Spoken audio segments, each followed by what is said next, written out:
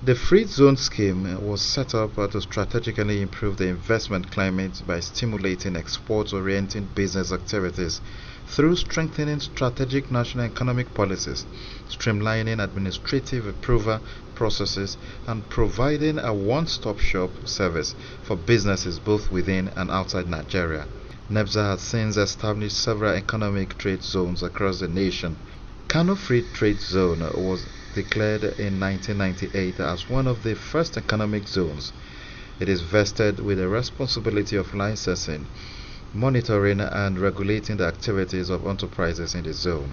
In February 2019, the Federal Executive Council approved the award of contracts of more than 19.45 billion naira for the needed investment in Calabar and Kano Free Trade Zones, where work has since been on high pedestal.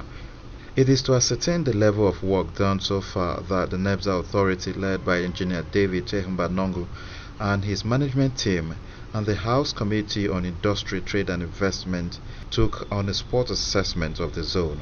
The committee, headed by its acting chairman, Honorable Solomon Bolus, who was thrilled by the level of infrastructural development, lauded the present management of the agency. The general manager of the zone, Hajia Yagana Hassan, conducted the regulators and committee members around the facilities. The overthrilled management of NEBSA has since expressed satisfaction at the commitment of the federal government to budgetary allocation, which has won the attention of investors. The acting managing director said the government is expecting to reap massive economic growth to the tune of 20% of the nation's GDP when the zones become fully operational. Talk of the textile, cotton is in the north. For talk of leather is in the north. So those raw materials already in Kano. So Kano had those competitive advantage, and the labor is also cheap. So that what the investors will produce will be very competitive compared to what will be similar thing that we manufactured in Europe or in other parts of the world. Our target is that in the next 10 years, the free zones in the country should be able to contribute minimum of 20% to the country's GDP. Engineer Nongo also spoke on the usefulness of the Kano Trade Zone, stating why it was necessary for Nigeria to have the zone.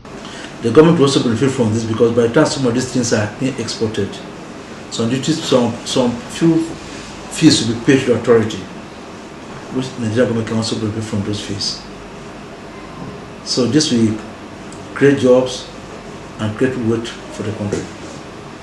So the benefits of all the export of the special economic zones. But apart from that, foreign exchange will also be earned through the export of this country, of export of these products from the zones.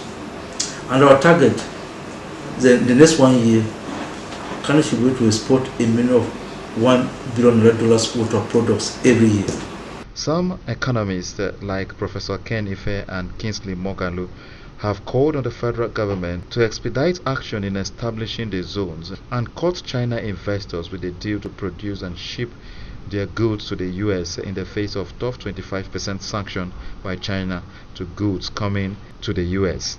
It is hoped that the zones will be given the attention they desire. Gabriel, kuma, ITV News, Abuja.